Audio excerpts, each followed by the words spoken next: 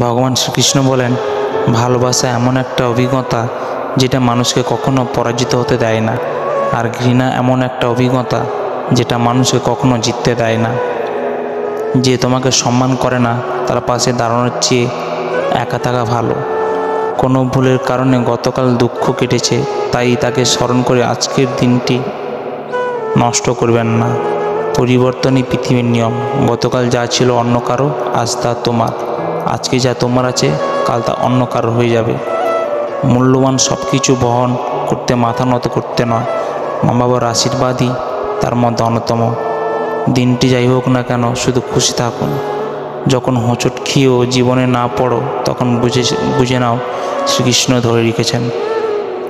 সুখ হলো মনের অবস্থা, বাইরে জগতের সাথে এর কোনো সম্পর্ক নেই।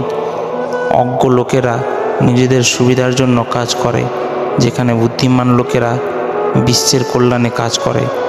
জ্ঞানী ব্যক্তি কখনোই ইন্দ্রিয় সুখের মধ্যে আনন্দ খোঁজে না। জীবনে যত সময় আসুক না কেন, পরিবারের সাথে থাকুন। সুখ থাকলে বাড়ে, আর দুঃখ থাকলে ভাগ হয়ে যায়। প্রত্যেকের নিজের শক্তি ও দুর্বলতা আছে। মাছ জঙ্গলে ছুটতে পারে না, আর সিংহ জলে রাজা হতে পারে না। তাই সবাইকে গুরুত্ব দিতে হবে। একবার ক্ষমা করে ভালো হয়ে যান, কিন্তু একই ব্যক্তিকে আবার বিশ্বাস করে বোকা হবেন না। যে ব্যক্তি অন্যের উপকার করে তাকে সবসময় কষ্ট পেতে হয়, কারণ যে গাছ সবসময় ফল দেয় তাকেই পাথর মারতে হয়। সৌভাগ্যের লোকেরা একটু খারাপ হলেও ঈশ্বরকে অভিশাপ দেয়, এবং দুর্ভাগ্যের লোকেরা একটু ভালো হবার জন্য ঈশ্বরকে স্মরণ করে এবং ধন্যবাদ দেয়। একমাত্র মনই মানুষের বড় শত্রু। অহংকারের কারণে ব্যক্তির প্রতিপত্তি, বংশ, গৌরব তিনটি চলে যায়। এই জীবনে যুদ্ধে নিজেকে কৃষ্ণ অর্জুন হতে হয়।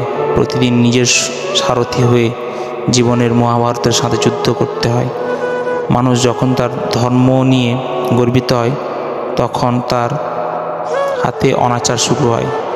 যেখানে বিশ্বাস আছে সেখানে প্রমাণের প্রয়োজন নেই। চুপ করে থাকার চেয়ে উত্তম উত্তর আর নেই, এবং ক্ষমা করার চেয়ে বড় শাস্তি আর নেই। কর্মফল একজন ব্যক্তিকে সেভাবে খুঁজে পায় যেভাবে একটি বাছুর শত গরুর মধ্যে তার মাকে খুঁজে পায়। এটা সত্যি যে একজন মানুষ ভুল করে কিছু শেখে, কিন্তু তার মানে এই নয় যে সে সারা জীবন ভুল করে থাকে এবং বলে যে আমরা শিখেছি। জয় শ্রীকৃষ্ণ।